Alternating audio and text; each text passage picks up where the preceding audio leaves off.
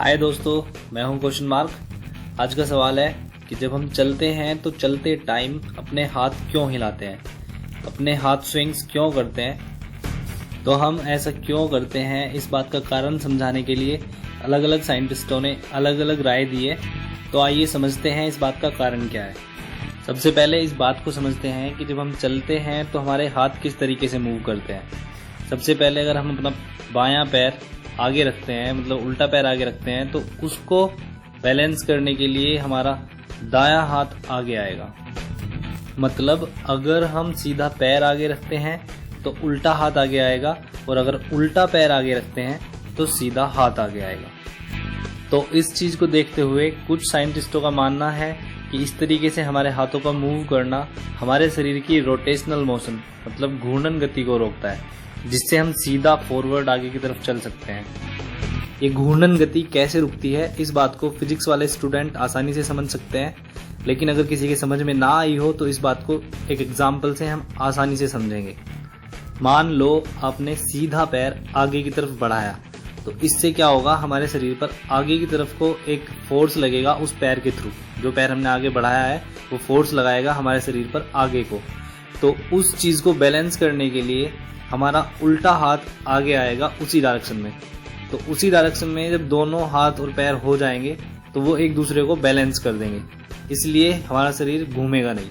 अगर ऐसा ना हो, एक ही पैर आगे रहे, तो हमारा शरीर उस डायरेक्शन में घूम सकता है, पूरा नहीं घूमेगा, लेकिन चांसेस रहते हैं। दूसरी बात, कुछ साइंटिस्टों ने इस बारे में ये भी प्रूफ करा है कि अगर हम चलते टाइम अपने हाथ मूव करते हैं, आगे पीछे हिलाते हैं, तो हम 12% लेस एनर्जी यूज करते हैं, मतलब 12% कम एनर्जी यूज करते हैं जब हम हाथ हिलाते हैं। और अगर हम बिना हाथ हिलाए चलें आगे, तो हम ज़्यादा एनर्जी यूज करते हैं हाथ हिलाने के मुकाबले।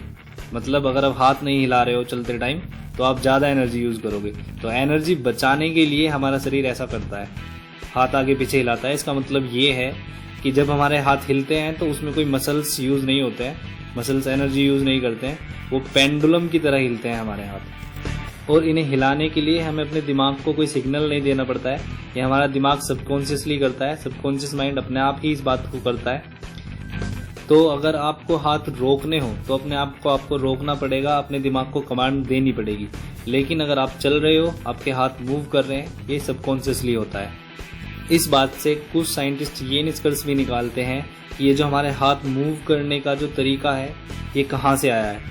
ये हमारे पूर्वजों से आया है, क्योंकि हमारे पूर्वज चलने के लिए चारों चीजें यूज करते थे, दोनों हाथ और दोनों पैर। मतलब अगर हम अपने पूर्वजों को बंदर माने, बंदर थे जैसे, तो वो चारों चीजों से चलते हैं, दोनों हाथों से, दोनों पैरों से।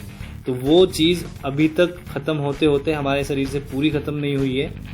हम अभी भी चलते टाइम अपने हाथों का यूज करते हैं पैरों के साथ साथ, क्योंकि हम पहले भी ऐसा ही करते थे। तो वो चीज़ हमारे दिमाग से अभी तक निकली नहीं है। तो अब आपको अगर मेरे चैनल से साइंटिफिक नॉलेज मिलती है, तो अपनी साइंटिफिक नॉलेज बढ़ाने के लिए, इंडिया को साइंटिफिक बनाने के लिए मेरे चैनल को सब्सक्राइब करो। हम ऐसे ऐसे नए वीडियोस लेकर आते रहेंगे। और हाँ, इंडिया को साइंटिफिक बनाने से मतलब मेरा ये है कि यहाँ पर जितना अंधविश्वास है, उस अंधविश्वास को ख़त्म करना है हमें।